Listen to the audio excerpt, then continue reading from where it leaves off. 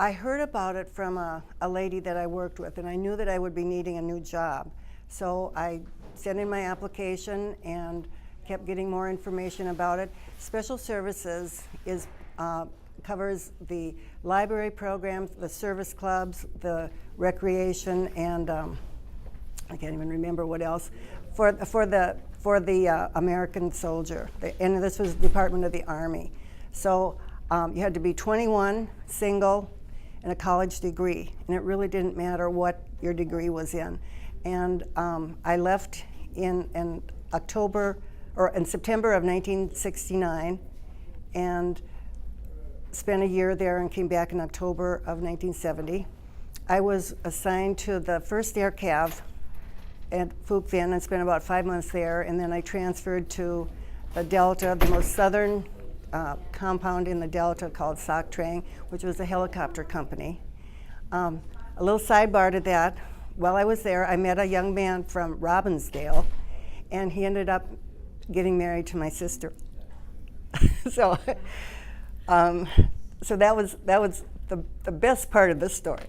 But I worked in the service club, and it was recreation. They had planned programs, there were like pool tournaments and coffee calls, craft and activities, and I can't even remember what all we did, but they had movies for some, and there's a place for writing letters and sending packages home. Anything that the Army soldier could do on his time off. And we were there and helped them. You know, we had one formal program every day. And I called a lot of bingo and played a lot of other games, and it was a fun experience. There were some scary times as I was right in the middle of the war. When I heard the shrapnel clinking on my roof, then I was kind of frightened. And I remember there was one time in the Delta, and when I got there, they said, well, you're safe here because we haven't been hit for a long time. And shortly after that, somebody came with a flak vest, and I ran down the street in my pajamas with the flak vest on and went into the bunker. And I ate in the same mess halls with the soldiers, and my whole time was spent with the United States soldiers, mostly the enlisted. The traveling, because of the security there, the only way that we girls traveled from base to base was helicopter. And I remember my first helicopter ride was just the most thrilling experience. What was it like? Well, it was just, you just go up, and it was just beautiful to be floating along on top of the world and looking down. And there was a couple other times where you could look down. It was coming back from getting supplies, and it was evening, and you could see the little fires down below, and there was some shooting that you could see the tracers, but we were up high enough, so it was safe. I was treated like a queen.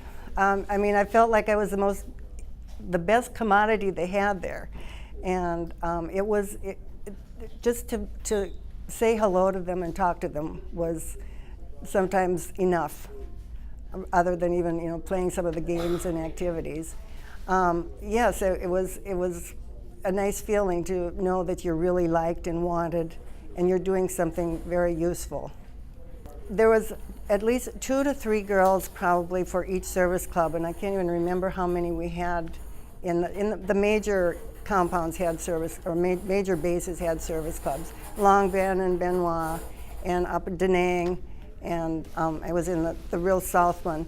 And like Phuoc Vinh was the grunt, the infantry person would come in for a few days after being out in the field, and then they would have some time to just kind of catch their breath, and they would come to the service club and just sit around and relax. And it was a safe place for them to come.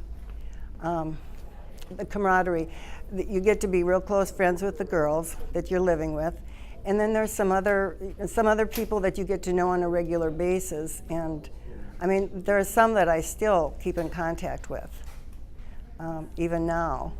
The only time I ever had privacy, I think, was when I went to the bathroom, because otherwise I was with people all the time. and it was, you get used to it. And being young, it was kind of fun. I mean, what are the odds being a single woman with thousands of men around? It was a real treat, and everybody treated me so well. It was just really special. So why wouldn't I have liked it? But it was work too. Sometimes the days were hard and it was hot and dusty, but I think the overall experience was a positive one. I came home, and for a whole year, I lived with my mom and my sisters in Barrett. I didn't do anything for a whole year. I just couldn't figure out what to do. I don't know if looking back now, I had some type of a PTSD, but there were some days in the winter I would just look out the window and drink my coffee, and the time just went by. And so a whole year I spent just kind of reflecting on life. And then finally I got a job as a waitress in a local, in the Holiday Inn nearby, and gradually started going out and doing other things. I also took a number of slides and did talks to some of the local schools and some of the groups in the community to tell them about my experiences there. I haven't looked at the slides now for years, but I'll bet that would really be fun to see.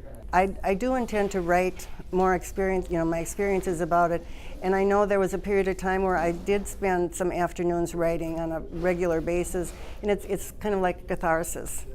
And I can't imagine what some of these soldiers went through.